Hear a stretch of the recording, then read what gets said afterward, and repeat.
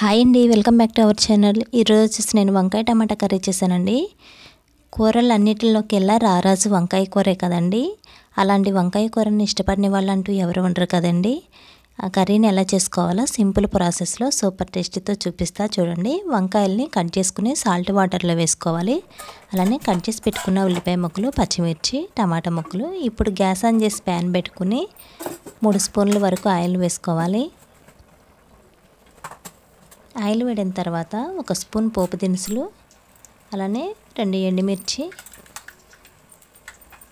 కొంచెం జీలకర్ర, ఆవాలు, కట్ చేసి పెట్టుకున్న ఉల్లిపాయ ముక్కలు, పచ్చిమిర్చి, కొంచెం కరివేపాకు, అల్లం వెల్లుల్లి పేస్టు, కొంచెం పసుపు వేసుకుని ఇలా కలుపుకుంటూ ఫ్రై చేసుకోవాలి.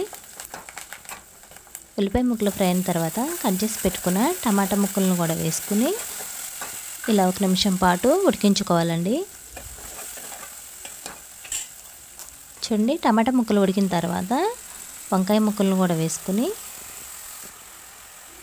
రుచికి సరిపడినంత ఉప్పు వేసుకుని మొత్తం ఒకసారి కలిసేలాగా కలుపుకోవాలి.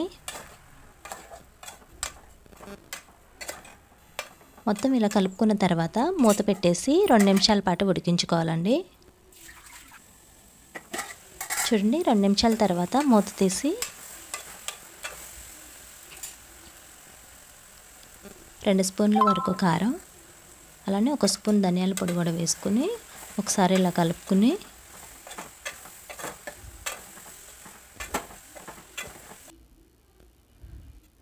ఇప్పుడు మూత పెట్టి 3 నిమిషాల పాటు ఉడికించుకోవాలండి. గ్యాస్ని మీడియం ఫ్లేమ్లోనే పెట్టుకోవాలి, లేకపోతే కూర మాడిద్ది. చూడండి, 3 నిమిషాల తర్వాత మూత తీసి చూస్తే కర్రీ రెడీ అయిందండి. ఇప్పుడు గ్యాస్ ఆఫ్ చేసుకుంటే సింపుల్గా అయిపోయేటువంటి వంకాయ టమాటా కర్రీ రెడీ అండి.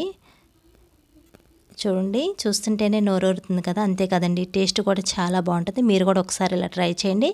ఒక చిన్న లైక్ చేయండి, షేర్ చేయండి, సబ్స్క్రైబ్ చేయండి.